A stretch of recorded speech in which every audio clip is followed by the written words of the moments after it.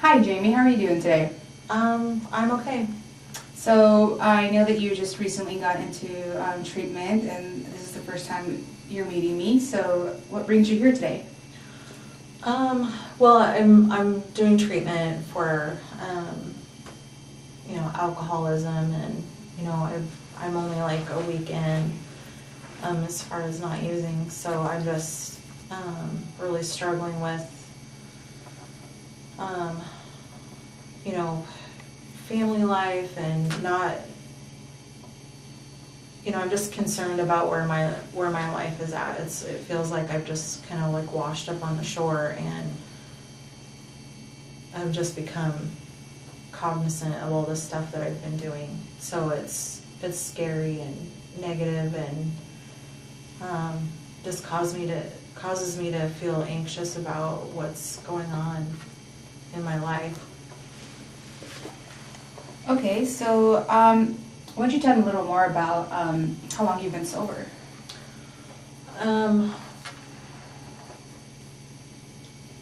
Well, and I did more of like, it's been a week and I've been in treatment, and it's just kind of sucked.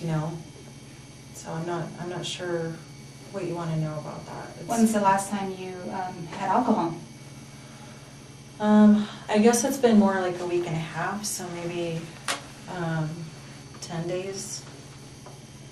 Okay, that's good. So I wanted to talk to you more about, you said about the negative and being anxious and what's going on in life. What does that mean?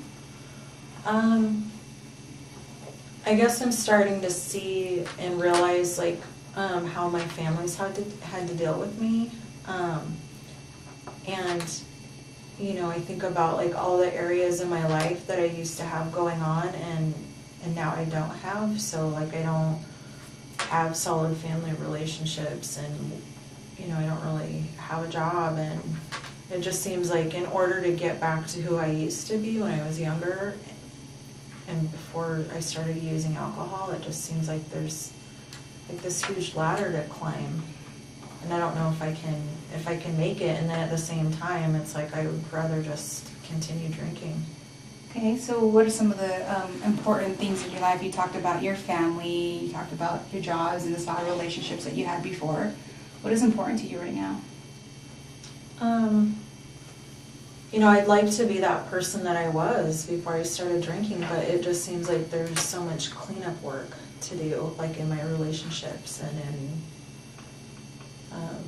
my career and all of that stuff. It's like, how do I get back to being that person, knowing that I've let everyone down, I guess. So what did that person look like that was before you started drinking?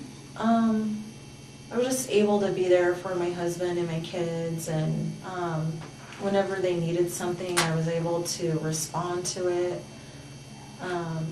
Where it seems like now, they're responding to me and my needs versus me being the one that does that. I'm the mom, I'm the one that's supposed to do that. So you feel like instead of you taking care of them, they're taking care of you? Yeah, and that stresses me out. That's not how it's supposed to be, and then, but when I start thinking about that, like all the things that they probably need done for them, and will I be able to do it now and still have their respect? It just stresses me out. Just to go a little more in depth, to kind of see what your feelings are, knowing that, you feel like your family's taking care of you, and how do you feel about that? It bothers me. I feel like kids should just be able to be kids, and not have parents that are messed up. And, now I'm one of those messed up parents, and that really bothers me. That really, I feel horrible about myself, and I'm not sure how to fix that with them. Okay, so are you feeling, what are some of the thoughts that go through your head right now that you started describing how you were feeling? What are some of the thoughts that was going through your mind? I guess I think of them as being sad, and that upsets me, because I caused their sadness, and I think of them worrying about me and my sobriety. I know it worries them. Will she be able to do it? That kind of stuff, and that upsets me. So It makes me think I caused that, you know. So if that were true, that you feel like you're a horrible mother or parent, and you know you cause a lot of hurt feelings with your children, and what does that mean? I guess that's where I'm not sure what it means. I'm not sure where our relationship sits, so I don't know how to move forward. It just feels like I'll never get the looks from them that I used to get, you know, like I just won't have that level of respect and love that used to be there because of, you know. Do you, sounds from what I'm hearing, it seems like you have a belief that you are not accepted by them? I guess so. I mean, how do they, yeah, I don't even know how to put it into words, yeah. Okay. So you are seeking and, you know, working on your sobriety and attempting to seek that acceptance from your family. Mm-hmm. Okay. So what are some things that have been able to help you to stay sober on these last 10 days? You know, I think, you know, part of the part that I dislike or hate that makes me sad was my family concerned about me and taking care of me has also helped me to stay sober, because it is kind of this, they're so concerned, seeing their concern, and I'm used to being the caretaker and doing things, and I just didn't realize how far I had fallen, I guess, or slipped or whatever, you know. It's just kind of like, so what I'm hearing is that when you do things for your children or family, it keeps you sober. when they're when they're so concerned about me, I don't like that, and so it causes me to stay sober. So you have care and concern of what they feel and think about you. Mm-hmm. Okay. So when you feel like they don't have a care and concern, or you feel like they don't are not caring for you or not thinking about you, what does that look like? What does that lead you to? Does that lead you to drinking alcohol, or what goes through your mind when you feeling like they're just not caring? No, I guess what I'm trying to say is that it concerns me that I've caused this issue for them to be concerned about, you know what I mean? Because I'm supposed to be the solid person there for them. And even though I don't like that they're having to be there for me, at the same time, that's helping me to, like, I need to get back on top where they don't have to be concerned about me. So that's causes me to be sober. Does that make sense? Yeah. Okay. So just feeling the role as a mother with your family, Mm-hmm. it has, doing the things to care for your kids that will reduce them not being so worried, Mm-hmm. has kept you motivated to continue Mm-hmm. to be sober. Yes. So what I hear you, so it's your family that's your main motivation. Right. That's good. Yeah. That's good. I mean, 10 days, it's a good thing that you've been able to be sober, and your family continues to motivate you. So when the last time you did use, can you describe a little bit what went on? What were your thinking that led to you to use?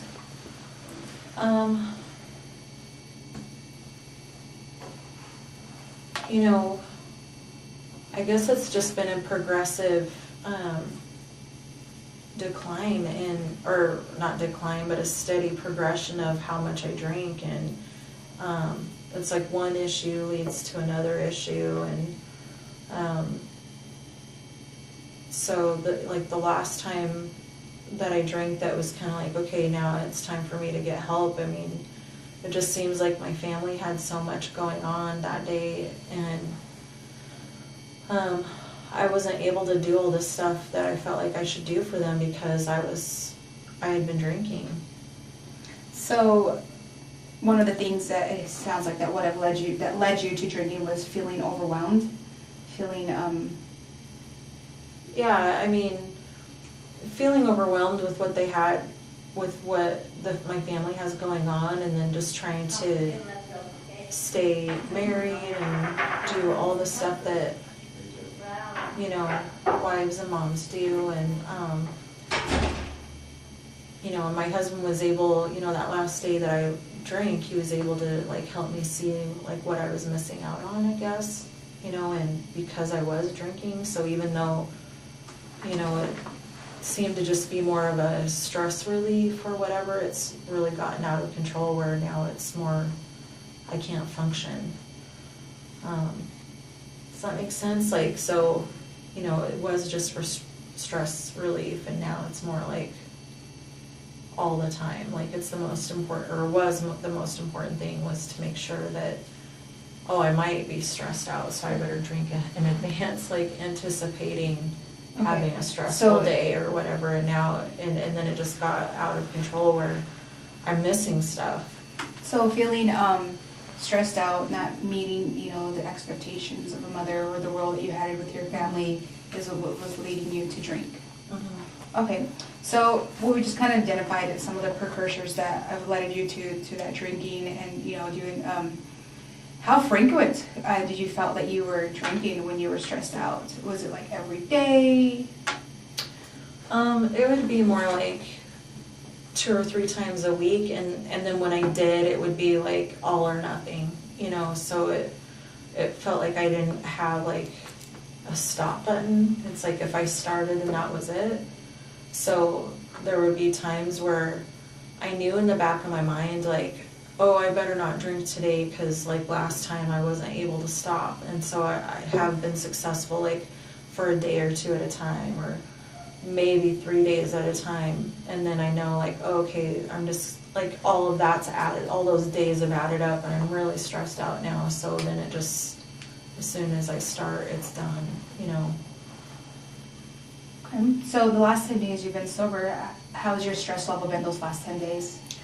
I feel like I'm at a 10 on a scale from 0 to 10. It's just like, you know, and it's really the thoughts of, I can't believe I've done this to my family, and I didn't feel like I measured up before. How am I going to gain that time back, or not time, but, you know, that ground back of being that mom, you know. It's like I've lost ground instead of gaining it. It sounds like some of the beliefs that you have about yourself, that you're not being a good enough mom, even though that you're sober. Is that seem about what you're feeling at the moment? Yeah. Okay. So that's a current belief you have right now, that you're feeling sober. I mean, you're sober, but you feel like you're not being a good enough mom. Mm-hmm. So let's talk about some of the things that you've been able to do the last 10 days that have been positive. Okay. And see and kind of explore some coping skills to continue to help you, and develop some coping skills that can help with motivating you to stay sober. And when you're feeling stressed out, some of the coping skills that you can use to continue that sobriety. Okay. So let's just, looking back in the last 10 days, I mean, I know you talked about being there for your family, helping out for your family. What are some other things that you can think of that was positive influence, and that kind of you weren't thinking or having those cravings of alcohol, other than just things that you were doing for your family? I think staying on a schedule has helped.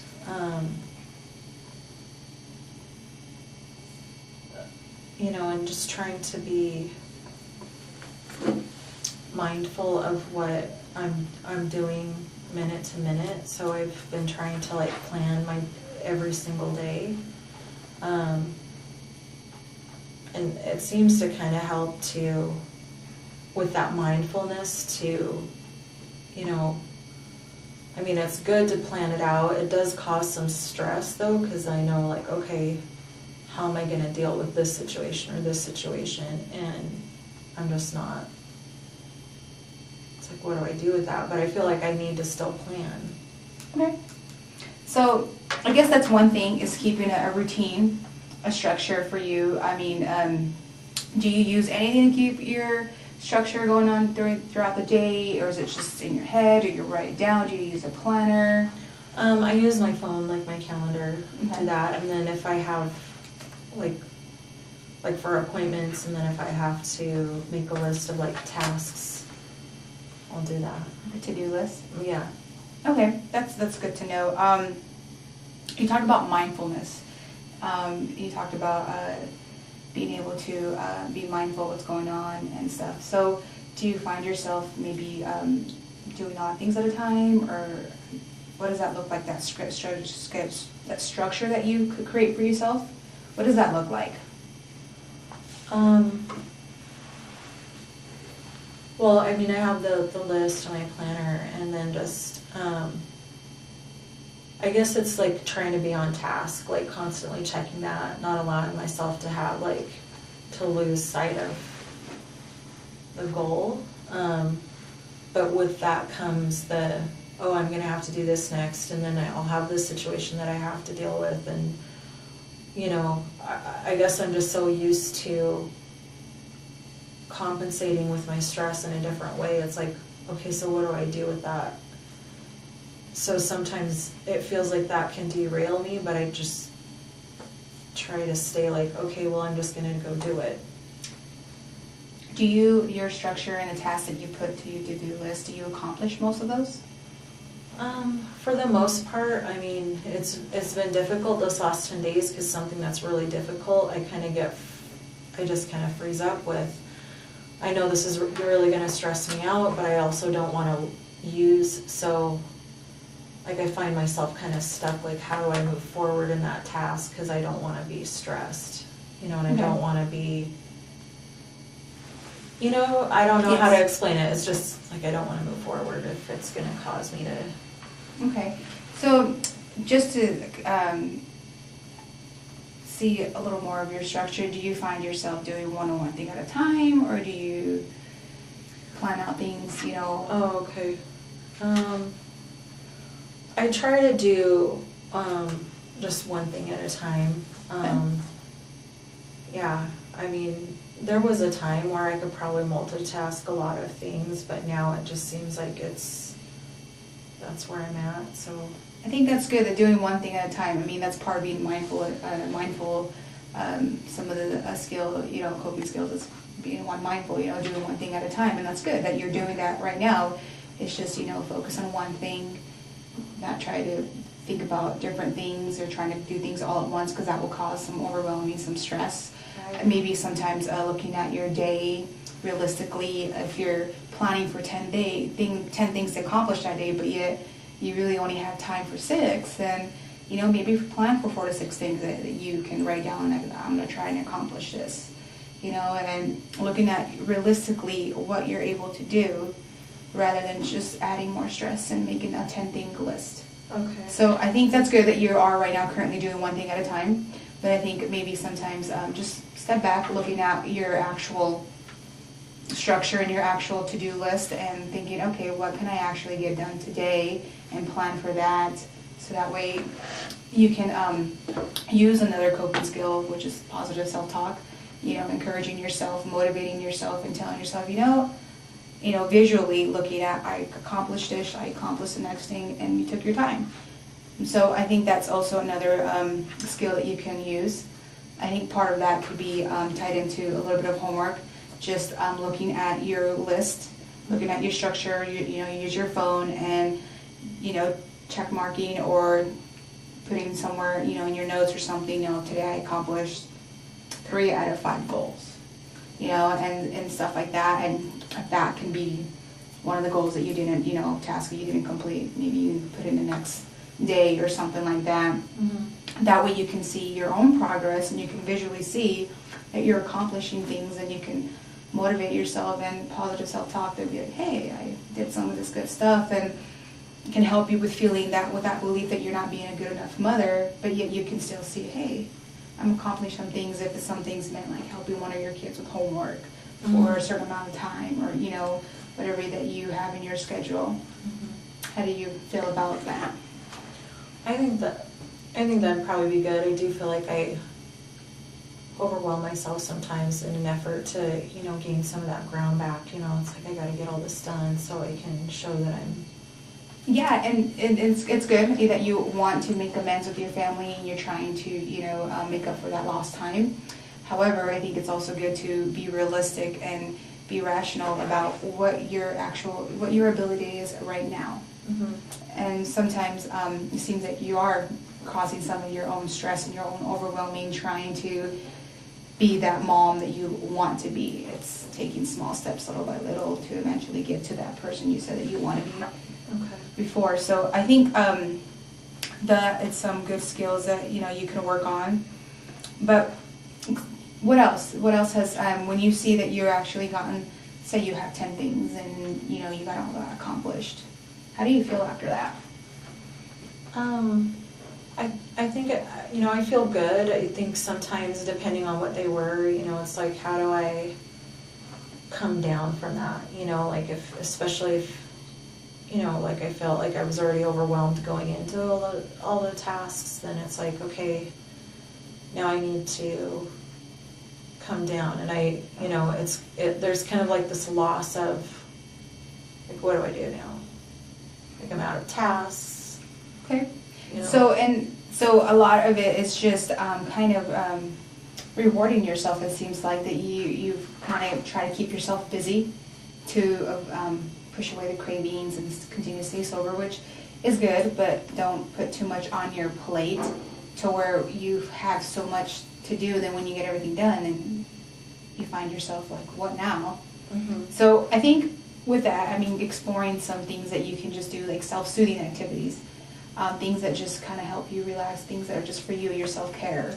Mm-hmm. What are some things that you like to do just for you? Well, it used to just be sitting down and drinking, so I think that's where I kind of feel so like, what do I do now? So what are the things that you used to do before you started drinking that you remember that caused good feelings for you, and it just was for you, your time? I used to crochet a lot. I used to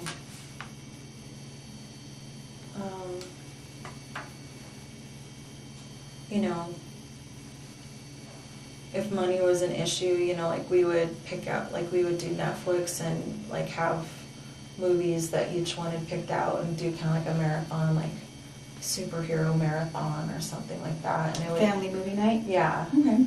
Yeah, so if we were going to do a movie over the next few months or something, it would be in that theme or something. So I would kind of plan that out and plan the movies so the kids would know that this is the next movie we're going to watch, and try to make it fun, relaxing time. Or reading. It just seems like I haven't read forever.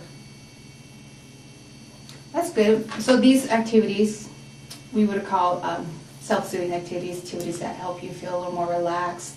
And so some of those, once you feel like you've accomplished the most, most tasks that you can for the day, pick one of those self-soothing activities, which is, reading a magazine or reading a book that you like, or maybe going to a bookstore and picking up a book that you haven't read and seems interesting to you, something like that. Even, you like to plan, you like to be structured, maybe you can plan, well, maybe this day we can go with the kids and find a movie, 2 or 3 movies, and then we can plan it for this day, to watch those movies, so that way, you have the movie a day in advance, so you can stretch out your planning so that way you feel like there's nothing to do, you're bored if you do get those things accomplished. Put some room there for you to kind of just breathe, and not feel like one thing after another. Because you, like I said, one thing at a time, but also don't overwhelm yourself with being realistic of what you can actually accomplish. Sometimes when you keep your body running so much, and then you finally just kind of like, you find yourself not knowing what to do. So I think if you try to kind of like put some time in between there to where you can take your time with each task and have some time, have that, self-soothing me time type of thing, like, with your family, because it seems like your family is really important to you, and you like to integrate your family into just feeling relaxed and feeling okay. I think that would be, something that you can attempt to try as part of your homework. Usually some of these coping skills that we talked about, we've talked about, positive self-talk, the self-soothing, being one mindful and stuff. How do you feel about attempting to try some of those activities? You don't have to try them all, but at least one or so that you feel that could be beneficial. Well, I think like the positive self-talk would be a little bit difficult because I don't know that I really deserve that, and it seems like, you know, like I said, I just have so much to make up for. But I think, you know, the self-soothing and, you know, planning activities with my kids, I think I can do that, you know, because I think that would, you know, be good to look forward to. Okay. Yeah, you know, your belief is you feel like you're not a good enough mother. Right. And being able to visualize and see, you know, structure yourself and, you know, taking one thing at a time is going to help you visually see you are accomplishing things for your kids, you are being sober, so you are, you know, showing that care and concern for your family as they're worried about you. Mm-hmm. And so you'll be able to integrate that positive self-talk little by little to show, you know, it's going to be on your phone, it's going to be things that you've done. So you'll be able to, you know, little by little on the next couple sessions that we have, we'll be able to work on that a little more. Okay. And I mean, we can also do a little bit of examples of positive self-talk and things that help you, you know, feel better and encourage you. But yeah, I would definitely encourage to use some of these coping skills and see how they work out for you. We'll do that as a homework, you know, come back to at least try one or two of them. Okay. And see how that worked out, journal how you felt after using one of the skills, and that bring back, and then we'll kind of just review and discuss and see what worked and what didn't work for you, so that way we can, you know, either modify it, change, or see if something did work for you, something did not work for you, then we can continue on exploring on what helps you and what motivates you to continue to be sober. Okay. That sounds like a plan. Okay? Yeah. Okay, well, thank you. I will see you next time then. Okay. Thanks.